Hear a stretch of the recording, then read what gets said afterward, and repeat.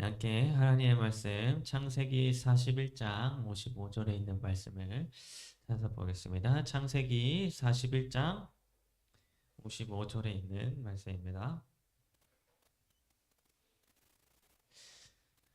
찾으셨으면 우리 다 함께 같이 읽도록 하겠습니다. 창세기 41장 55절입니다. 시작.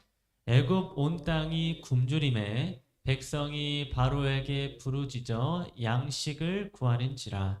바로가 애굽 모든 백성에게 이르되 요셉에게 가서 그가 너희에게 이르는 대로 하라 하니라. 네. 오늘 저는 여러분과 함께 그가 너희에게 이르는 대로 하라 라는 제목으로 말씀을 나누도록 하겠습니다. 여러분 이 요셉이라고 하는 인물은 예수님의 모형으로서 그의 삶의 모습은 장차 이 땅에 오셔서 사람들을 구원하실 예수님의 모습을 요셉이 미리 나타내 주고 있습니다. 그래서 우리는 성경 창세기에서 기록되어진 이 요셉의 모습을 통하여 미리 예수님이 장차 어떠한 일을 행할 것이며 또 어떻게 우리들을 구원할 것인지에 대한 것들을 우리가 창세기에서 미리 확인할 수 있는 것입니다. 여러분 제가 어렸을 때 이 성경 인물들에 관한 이야기를 성경 교사나 목사님들부터 들으면서 제가 때때로 어떠한 표현을 듣게 되었는가 하면 성경의 믿음의 영웅들이라고 하는 이런 표현들을 제가 들은 적이 있었습니다. 근데 오늘 우리가 살펴볼 요셉과도 같이 믿음이 강한 어떤 성경의 위대한 인물들을 이야기하면서 그들은 믿음의 영웅이었다. 그건 이러한 믿음의 영웅 요셉을 우리가 본받아야 된다라고 그렇게 이야기를 결론 짓는 것을 제가 많이 듣게 되었습니다. 여러분 이렇게 때때로 우리 교회 안에서 성경의 좀 위대한 인물들을 가지고 그들을 영웅으로 생각하고 그들이 행한 일들을 위대하게 여기고 본받고자 하는 것은 사실 그렇게까지 잘못된 일이라고 생각이 되어지지는 않지만 제 개인적인 생각으로는 이 성경의 인물들을 믿음의 영웅들로 생각하는 일이 그렇게 바람직하지는 않다고 저는 생각이 되어집니다. 왜냐하면 궁극적으로 성경에 기록된 흔히 우리가 생각하는 믿음의 영웅들은 사실 다 예수 그리스도의 모습을 나타내주고 있기 때문입니다. 다시 말해서 사실 믿음의 영웅 요셉의 이야기는 요셉 자신의 이야기이기 이전에 먼저 누구의 이야기인가 하면 예수님의 이야기입니다. 성령 하나님께서 요셉에 관한 이야기를 성경에 기록하도록 하신 이유는 이렇게 위대한 믿음의 영웅이 옛날에 존재했었다. 그러니까 이 영웅의 모본을 너희들도 따라라 이런 이유에서가 아니라 더 정확하게는 이런 요셉의 모습을 통하여 이 땅에 오실 진정한 구원자 예수 그리스도를 바라보도록 하기 위함이다라는 것입니다. 그렇기 때문에 우리는 성경에서 위대한 믿음의 조상들의 이야기를 우리가 볼 때마다 그 믿음의 조상들이 궁극적으로 나타내주고 있는 이 예수님의 영광을 우리가 볼 수 있어야 합니다. 그래서 요한복음 16장 13절과 14절은 이런 말씀을 기록해 주고 있습니다. 그러나 진리의 성령이 오시면 그가 내 영광을 나타내리니 내 것을 가지고 너희에게 알리시겠습니다. 오늘날 우리가 마지막 시대에 살고 있습니다. 특히 보혜사 성령 하나님께서 활동을 하시는 이 마지막 시대에 여러분 성령 하나님께서 하시는 일이 무엇인가 하면 바로 예수님의 영광을 나타내시는 일이다라고 성경이 기록을 해주고 있습니다. 다시 말해서 우리가 이렇게 하나님의 말씀인 성경을 우리가 읽을 때에 이 성경의 말씀 속에서 예수 그리스도의 영광을 발견하도록 하시는 것이 바로 오늘날 이 시대에 성령께서 하시는 일이다라고 하는 것입니다. 그래서 믿음의 조상들의 이야기를 통하여 예수님의 영광을 발견하고 예수 그리스도의 그 아름다운 모습을 말씀 속에서 확인하고 묵상하는 것이 바로 성령을 받은 자들이 하게 되는 일이다라고 하는 것입니다. 그래서 오늘 이 시간에는 창세기 41장 후반부에 기록되어진 요셉의 모습을 통하여 우리가 예수 그리스도의 영광을 찾고 발견해보는 그런 시간을 갖도록 하겠습니다. 여러분 창세기 41장 46절을 보게 되면 이런 말씀이 기록이 되어져 있습니다. 요셉이 애굽 왕 바로 앞에 설 때에 30세라. 그가 바로 앞을 떠나 애굽 온 땅을 순찰하니. 이런 요셉이 애굽의 총리가 되고 이제 본격적으로 총리로서의 일을 감당하게 된 때가 언제였다라고 성경에 기록해주고 있는가 하면 언제라고? 네, 30세였다라고 이렇게 기록을 해주고 있습니다. 즉 요셉은 30세가 되던 해부터 본격적으로 애굽의 총리가 되어서 공적인 일을 시작하게 되었는데 그 7년의 풍년 기간 동안에 양식을 쌓는 그 일을 요셉이 30세부터 하게 되었던 것입니다. 그런데 여러분 제가 요셉은 누구의 모형이라고 제가 말씀드렸죠? 네, 요셉은 예수 그리스도의 모형입니다. 그렇기 때문에 우리는 요셉이 30세에 공적인 일을 시작하였다라고 하는 이런 기록을 볼 때에 우리는 자연스럽게 누구를 떠올려야 하는가 하면 바로 요셉의 원형이신 예수님을 떠올려야 합니다. 여러분 아주 놀랍게도 우리는 누가복음 3장 23절에서 이런 기록을 발견할 수 있습니다. 예수께서 가르치심을 시작하실 때에 몇 세요? 예, 30세쯤 되시니라. 여러분 놀랍게도 요셉이 30세에 애굽의 총리가 되어서 본격적으로 양식을 저장하는 그 공적인 일을 시작하게 되었던 것처럼 요셉의 원형이신 예수님도 정확하게 30세가 되셨을 때에 이 땅에서 하나님의 아들로서의 공적인 사역을 시작하시게 되었습니다. 뿐만 아니라 창세기 41장 46절에서 30세에 요셉이 바로왕 앞을 떠나서 애굽 온 땅을 순찰하게 되었다라고 하는 이 표현을 통하여 요셉이 애굽에 있는 온 땅을 두루두루 다니면서 모든 것을 다 방문하였다고 하는 사실을 알 수 있는데요.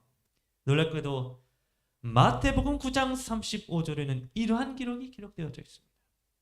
예수께서 모든 도시와 마을에 두루 다니사 그들의 회당에서 가르치시며 천국 복음을 전파하시며 모든 병과 약한 것을 고치시리라. 여러분 요셉이 애굽에 있는 온 땅을 순찰하면서 백성들의 상태를 확인하고 그 지역에 있는 사람들의 필요를 하나하나 채워주었던 것과 마찬가지로 요셉의 원형이신 예수 그리스도께서도 모든 도시와 마을들을 두루 다니시면서 사람들의 필요를 채우실 뿐만 아니라 그들에게 천국 복음을 전파하셨습니다. 그들에게 생명의 양식을 전파하신 것입니다. 지금 요셉의 생애가 예수님의 생애를 모형으로서 나타내주고 있는 모습을 우리는 성경에서 확인하게 되는 것입니다. 여러분 이것이 그저 우연의 일치로 일어나게 된 것일까요? 아니면 제가 좀 이걸 억지로 지금 끼워 맞추고 있는 것인가요? 네, 여러분 요한복음 5장 39절에서 예수님은 우리가 이러한 의심을 갖지 못하도록 이렇게 말씀해 주셨습니다. 너희가 성경에서 영생을 얻는 줄 생각하고 성경을 연구하거니와 이 성경이 곧 내게 대하여 증언하는 것이니라. 이런 예수님은 스스로가 아주 분명하게도 이 성경이 예수님 자신에 대하여 증언한다라고 말씀하셨습니다. 즉 성경의 궁극적인 목적이 성경의 모든 기록들을 통하여 예수님 자신을 증언하는 일이다라고 말씀하신 것입니다. 그러므로 이 말씀이 결코 거짓이 없으신 예수님의 진리의 말씀이라고 하는 사실을 우리가 믿는다면 우리는 요셉의 이야기가 아주 의도적으로 예수님의 모습을 증언하고 있다는 사실을 확인할 수 있는 것입니다. 여러분 계속해서 요셉의 이야기가 기록된 창세기 41장 49절은 이런 말씀을 기록해 주고 있습니다. 쌓아둔 곡식이 바다 모래같이 심이 많아 세기를 그쳤으니 그 수가 한이 없음이었더라. 여러분 요셉이 창고에다가 저장하게 되었던 양식은 그 수가 너무 많아가지고 한이 없을 정도로 심이 많았다라고 성경은 기록을 해주고 있습니다. 여러분 이 양식은 기근으로 인하여 죽어가는 사람을 살릴 수 있는 그런 구원의 식량이었는데 그 죽게 될 사람을 구원할 양식이 창고에 무한하게 쌓여 있다는 것입니다. 뭐 실제로는 무한하지 않겠지만 성경이 무한하다라고 표현을 지금 하고 있는 것입니다. 여러분, 이 말씀을 통하여 우리가 확인할 수 있는 것은 바로 예수님의 모습인데, 여러분, 예수님께서는 5천 명이 넘는 사람들에게 떡 5개로 배불리 먹이신 이후에 요한복음 6장 51절에서 이렇게 말씀하셨습니다. 나는 하늘에서 내려온 살아있는 떡이니 사람이 이 떡을 먹으면 영생하리라. 여러분, 예수님께서 나누어 주시는 그분의 양식은 그 수가 제한이 없어서 모든 사람들에게 풍족하게 나누어질 수 있을 만큼 풍성하며 영원하다라고 예수님께서는 말씀해 주셨습니다. 또 요한복음 4장 14절을 보면 이렇게 말씀해 주고 있습니다. 내가 주는 물을 마시는 자는 영원히 목마르지 아니하리니 내가 주는 물은 그 속에서 영생하도록 솟아나는 샘물이 되리라. 여러분, 애굽의 창고에 요셉이 쌓아두었던 양식이 그 수가 한이 없을 만큼 풍성하여서 모든 애굽 사람들뿐만 아니라 주변에 있던 수많은 나라들에 있는 사람들에게까지도 다 풍족하게 나누어질 수 있었던 것처럼, 여러분, 예수님께서 나누어주시는 떡과 그분이 나누어주시는 생명의 샘물은 계속해서 새롭게 솟아나는 그 수가 한이 없는 샘물과 같다라고 성경이 기록해주고 있는 것입니다. 여러분, 예수님이 가지고 계신 구원의 양식은 그 수가 한이 없어서 모든 사람들을 구원할 만큼 충분할 것입니다. 그래서 이사야 59장 1절은 이렇게 기록합니다. 여호와의 손이 짧아 구원치 못하심도 아니요 귀가 둔하여 듣지 못하심도 아니라. 여러분, 예수님께서 마련해 주신 구원의 양식은 결국 부족해가지고 수가 모자라가지고 나누어주지 못할 만큼 적은 것이 아니라는 것입니다. 여호와의 손이 짧아서 구원하지 못하는 일이 결코 없다고 하는 이 말씀처럼 예수 그리스도께서 저장해 놓으신 구원의 양식은 결코 적어서 주지 못하는 일이 없다고 하는 것입니다. 구원을 얻을 양식을 우리가 얻지 못하였다면 그 이유는 양식이 모자라서가 아니요 양식을 구하지 않았기 때문일 것입니다. 여러분, 예수님은 이 땅에서 오늘 저와 여러분들의 구원을 위한 양식을 정말 충분하고도 차고 넘치게 준비해 놓으셨습니다. 예수님은 자기 자신이 율법을 온전히 이루시는 그 일을 통하여 구원의 양식을 준비하셨습니다. 여러분, 만일 예수님이 이 땅에 오셔서 조금의 실수라도 범하고 죄를 지어서 율법을 온전히 지키시지 못하였다면 예수님은 이 구원의 양식을 준비하는 일에 실패하셨을 것입니다. 그러나 예수님은 겉단 작은 율법도 어기지 않으시고 온전히 지키셨으며 십자가에서 그분의 피로 말미암아 우리들을 구원할 수 있는 모든 조건을 만족시키셨습니다. 그러므로 우리는 이렇게 마련되어지고 준비되어진 구원의 양식을 예수 그리스도로부터 얻을 수 있게 된 것입니다. 계속해서 창세기 41장 55절은 이런 말씀을 기록합니다. 애굽 온 땅이 굶주림에 백성이 바로에게 부르짖어 양식을 구하는지라. 바로가 애굽 모든 백성에게 이르되 요셉에게 가서 그가 너희에게 이르는 대로 하라 하니라. 여러분, 애굽 온 땅에 이제 기근이 임하게 되었을 때에 유일하게 요셉, 총리 요셉보다 높은 지위를 가지고 있던 사람 누굽니까? 예, 바로왕. 그 바로왕은 애굽 백성들에게 뭐라고 말하였는가 하면 요셉에게로 가서 그가 너에게 이르는 대로 하라, 이렇게 백성들에게 말하였습니다. 자기가 말하는 게 아니라 요셉이 말하는 대로 다 해라, 이렇게 명령한 것입니다. 그리고 그 말 그대로 애굽에 있던 모든 백성들은 바로 왕에게 달려간 게 아니라 요셉에게 다 달려가서 요셉의 말에 그들의 귀를 기울이고 그의 말을 따라서 양식을 얻게 되었습니다. 그런데 여러분, 놀랍게도 이와 동일한 장면이 마태복음 17장 5절에도 기록이 되어져 있었습니다. 마태복음 17장 5절은 이렇게 기록합니다. 말할 때에 호련히 빛난 구름이 그들을 덮으며 구름 속에서 소리가 나서 이르시되 이는 내 사랑하는 아들이요 내 기뻐하는 자니 너희는 그의 말을 들으라 하시는지라. 이런 하나님과 예수님의 사이는 뭐 누가 더 높거나 낮은 그런 것이 아니라 두 분이 동일한 위격을 가지셨는데, 이 땅에 예수님이 인간의 모습으로 육신으로 내려오셨을 때에는 아버지와 아들의 사이로서 이 땅에 내려오셨습니다. 즉 하나님이 보내신 자의 위치로서 예수님이 이 땅에서 그 위치를 감당하셨다는 것입니다. 그런데 그 예수님의 아버지이신 하나님이 예수님의 제자들을 향하여 뭐라고 말씀하셨는가 하면, 너희는 내 말을 듣는 게 아니라 내가 보낸 자 예수 그리스도의 말을 다 들으라, 이렇게 말씀하셨습니다.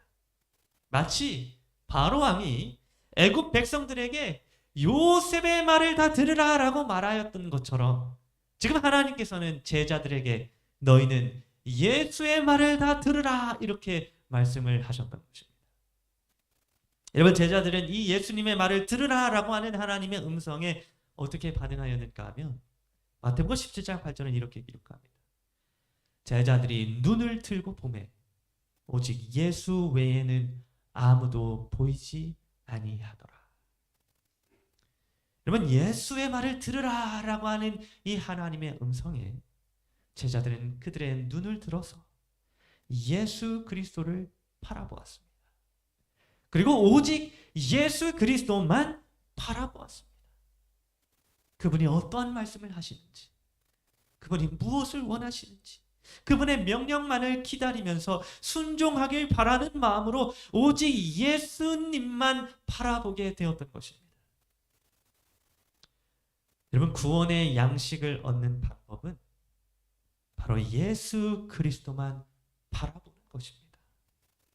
우리 주위에 있는 어떤 위대한 사람을 바라보는 것이 아니라, 내 주위에 놓여진 환경을 바라보는 것이 아니라 오직 예수 그리스도, 그분을 바라보는 것이 구원의 양식을 얻을 수 있는 유일한 방법인 것입니다.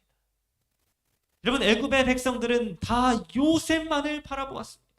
오로지 그들에게 양식을 나눠줄 수 있는 요셉 한 사람만을 애굽의 온 백성들은 바라보았던 것입니다.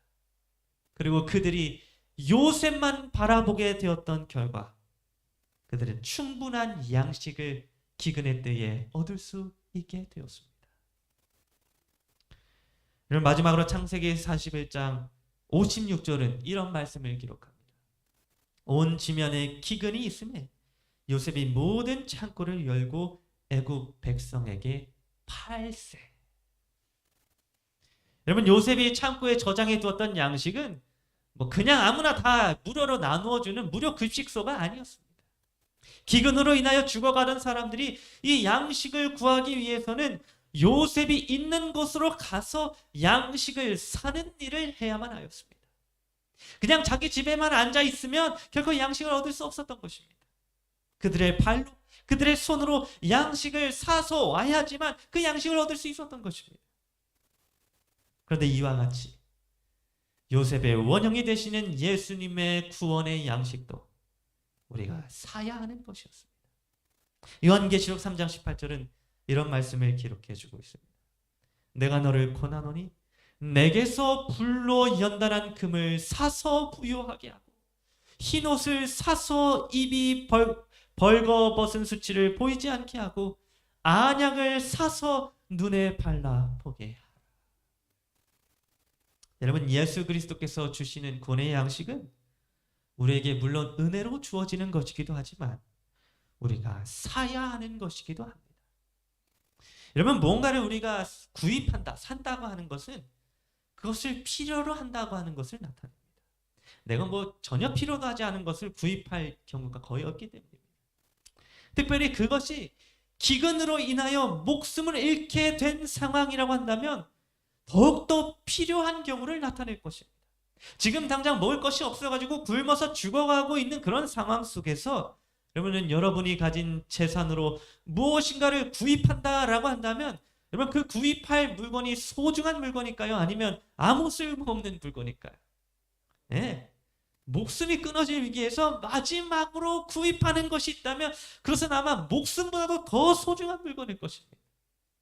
여러분, 이와 같이 우리도 예수 그리스도의 구원의 양식을 사야 하는데, 그 양식을 산다고 하는 것은 그 양식이 우리에게 그 무엇보다 소중하다고 하는 사실을 인정하는 행위가 될 것입니다.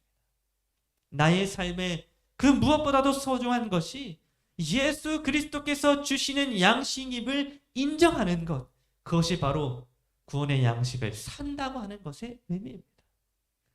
이 세상에 있는 그 어떤 무엇보다, 이 세상에 있는 내 재물보다 예수 그리스도의 구원의 양식을 사는 것이 더 중요하다고 여기는 것이 바로 오늘 죄로 인하여 죽어가는 우리들이 가져야 할 마음과 자세인 것입니다. 여러분, 오늘 이렇게 우리는 요셉의 모습을 통하여 요셉의 원형이신 예수 그리스도의 모습을 조금 살펴보았습니다. 우리를 위하여 구원의 양식을 준비해 주신 그 예수 그리스도를 우리가 바라보므로 마침내 기근의 때에, 마지막 죽음이 다가오는 때에 구원의 양식을 사고, 그래서 결코 사라지지 않고 부족하지 않는 영원한 생명을 누리는 그러한 여러분 모두가 되기를 간절히 바라면서 오늘 말씀을 마치도록 하겠습니다.